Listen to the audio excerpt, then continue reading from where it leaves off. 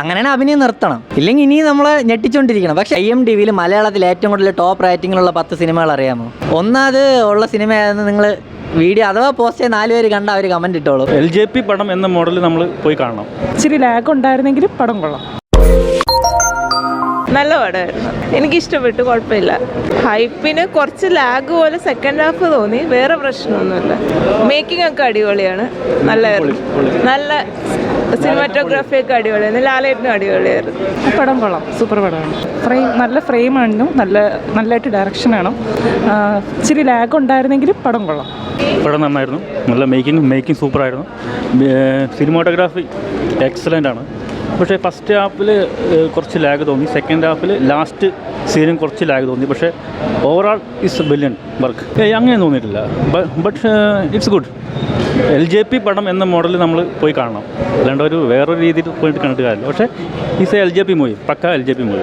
ഈ മലൈക്കോട്ടെ വാലിബൻ സിനിമ നിങ്ങൾ കാണാൻ പോണതിന് മുന്നേ ഒരു കാര്യം, ആ ടൈറ്റിലൊന്ന് പ്രത്യേകം ശ്രദ്ധിച്ച് നോക്കുക. അതിൽ വെണ്ടക്കക്ഷരത്തിൽ എഴുതിയിട്ടുണ്ട് ലിജോ ജോസ് പെല്ലിശ്ശേരിയുടെ മലൈക്കോട്ടെ വാലിബൻ എന്ന്. ഒരു ലിജോ ജോസിൻ്റെ സിനിമയിൽ നിങ്ങൾ എന്താണ് പ്രതീക്ഷിക്കുന്നത്? അത് പ്രതീക്ഷിച്ച് പോയാൽ നിങ്ങൾക്കൊരു വേൾഡ് ക്ലാസ് ഐറ്റം സിനിമ കിട്ടും. അല്ലാതെ ഞാൻ ഒരുപാട് പേര് സിനിമയ്ക്ക് നെഗറ്റീവ് റിവ്യൂ പറയാനായിട്ട്, ഈ സത്യം പറഞ്ഞാൽ അങ്ങനെ ഒരു വിഭാഗം ആൾക്കാരുണ്ട്. അവർക്ക് മറ്റേ ജയിലർ പോലെ ഒരു 10 ലോറിയൊക്കെ പറപ്പിച്ചിട്ട് മറ്റേ ബാഗിൽ അനിരുദ്ധിൻ്റെ മറ്റേ കൊണയാ വിട്ട് അതൊക്കെ ഇട്ട് അവർക്ക് ഇഷ്ടപ്പെടും. സത്യം പറഞ്ഞാൽ മലയാളത്തിൽ ഇടക്കാലത്ത് വന്നതിൽ ഒരു ടോപ്പ് ക്ലാസ്, അതിൽ വിഷ്വലൈസേഷനൊക്കെ അപാരം. ഞാൻ ഭയങ്കര ഒരു ചില ഷോട്ടൊക്കെ വെച്ചിട്ടുണ്ട്, വൈഡ് ആംഗിളൊക്കെ വെച്ചിട്ടുണ്ട്. ഇപ്പോൾ വേറെ ലെവല് സാധനം. പിന്നെ സിനിമ ഒരു സ്ലോ പേസാണ്. ലിജോ ജോസിൻ്റെ അതേ ഒരു പുള്ളിക്കാരൻ്റെ എല്ലാ സിനിമയും കണ്ടിട്ടുള്ളത് പോലത്തെ തന്നെ ഒരു സ്ലോ പേസ് മൂവിയാണ്. എനിക്കിതിൽ നെഗറ്റീവായിട്ട് തോന്നിയ 1-2 കാര്യങ്ങൾ, എനിക്ക് ഫൈറ്റ് കുറച്ചും കൂടെ കുറേ കൂടെ നന്നായിട്ട് ചെയ്തിരുന്നെങ്കിൽ കൊള്ളാമെന്ന് തോന്നി. പിന്നെ മോഹൻലാലിൻ്റെ അനിയനായിട്ടൊരു ക്യാരക്ടർ ഉണ്ടോ, അപാരം. പുള്ളിക്കാരന് നല്ലൊരു കഴിവുള്ളൊരു കലാകാരനാണ്. പുള്ളിക്ക് ഇനിയും സിനിമ കിട്ടും. പക്ഷേ ആ പുള്ളിക്ക് കുറച്ച് ആക്ഷൻ സീൻസ് കൊടുക്കാത്തതിൽ എനിക്കൊരു തോന്നി. ആ പുള്ളിക്കും കുറച്ച് ആക്ഷനൊക്കെ കൊടുത്തിരുന്നെങ്കിൽ ഒരു പവർഫുൾ പാക്കായിട്ട് ഇട്ടുവരുന്നത്. പിന്നെ ഇതിൽ 2 പാട്ടെന്തോ ഉണ്ട്, 2 പാട്ടും ഇഷ്ടപ്പെട്ടില്ല.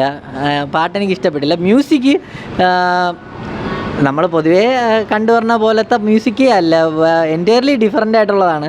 ഫസ്റ്റ് ഹാഫിലത്തെ അത്ര എറിച്ചില്ലെങ്കിൽ സെക്കൻഡ് ഹാഫിൽ നല്ല രസമായിരുന്നു. ഒരു പഴയ കാലത്തെ മ്യൂസിക്കൊക്കെ വന്നപ്പോൾ അടിപൊളിയായിരുന്നു. ഈ പടത്തിൽ എനിക്ക് തോന്നിയൊരു കാര്യം, ഇതുപോലത്തെ ഒരു മലയാള സിനിമ ഇറക്കുമ്പോൾ ഇവർ ചെയ്യേണ്ട ഒന്നാമത്തെ കാര്യം, പടത്തിന് മുന്നുള്ള അനാവശ്യ ഇൻ്റർവ്യൂ കൊടുത്ത് അനാവശ്യ ഡയലോഗ് പറയണത് ഒഴിവാക്കിയാൽ തന്നെ മലയാള ഫിലിം ഇൻഡസ്ട്രിയിൽ ഒരു വലിയൊരു നേട്ടം ഉണ്ടാകും. എനിക്കത് വളരെ വേസ്റ്റ് ആയിട്ടുള്ള കാര്യം.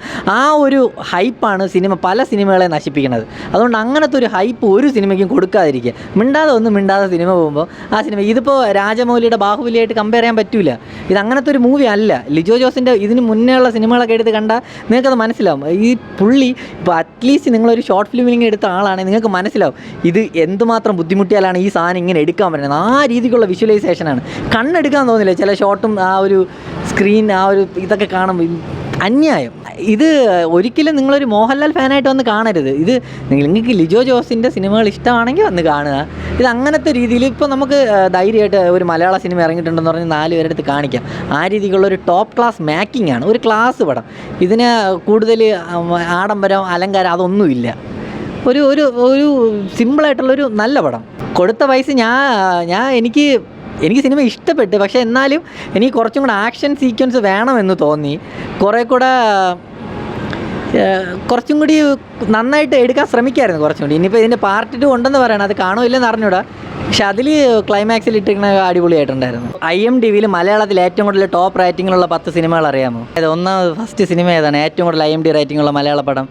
IMDbയിൽ ടോപ്പ് 10 മലയാളം സിനിമയിൽ ഏറ്റവും കൂടുതൽ റേറ്റിംഗ് ഉള്ളതിൽ 7 എണ്ണം മോഹൻലാലിൻ്റെയാണ്. പറഞ്ഞാരെങ്കിലും വിശ്വസിക്കൂ? അപ്പോൾ ആ ഒരു നടലിൽ നിന്നും ഇനിയും കൂടുതൽ നമ്മൾ പ്രതീക്ഷിക്കണതിൽ തെറ്റില്ല.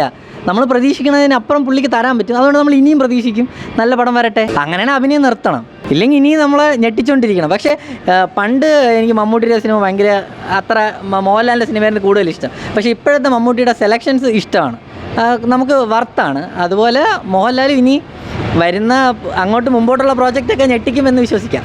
ഒന്നാമത് ഉള്ള സിനിമയായിരുന്നു നിങ്ങൾ വീഡിയോ അഥവാ പോസ്റ്റ് ചെയ്ത് 4 പേര് കണ്ട അവർ കമൻറ്റ് ഇട്ടോളും. പക്ഷേ അതിൽ ലേറ്റസ്റ്റ് ആയിട്ട് ഇറങ്ങിയൊരു 3 പടമുണ്ട്. ഒന്ന് ഹോം, കുമ്പളങ്ങി നൈറ്റ്സ്, ദൃശ്യം 2.